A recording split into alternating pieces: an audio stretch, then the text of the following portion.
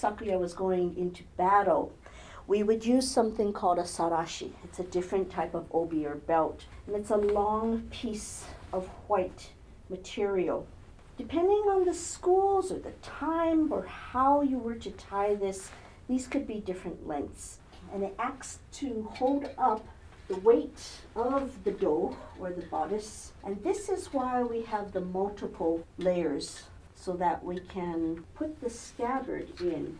Oftentimes, you would have seen another sword called a tachi, which is the longest of the 3 swords typically associated with the samurai.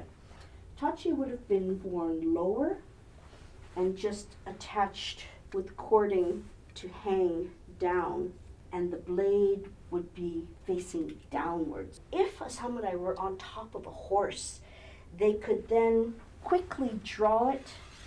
The cutting blade is already down and just take those folks out. The shortest would be the wakizashi. The next longest one would be what everybody knows is the katana, the nihon to.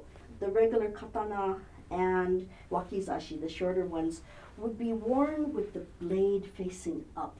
If you are interested in learning more about martial arts that still carry on how to learn to properly use swords, either the fighting techniques or the actual cutting techniques, please look into kendo and iaido. Another purpose of this belt, and the reason that it goes around and around and around, it was kind of like a samurai fanny pack, because they're kind of like little pockets. They could have carried ready-to-go meals. They would cook and then dry rice, and so it could be eaten just as is, or if they had time, they could reconstitute it with water. So maybe they would want to bring water with them, tie on a canteen. They could attach what I like to call, just endearingly, the magic donut.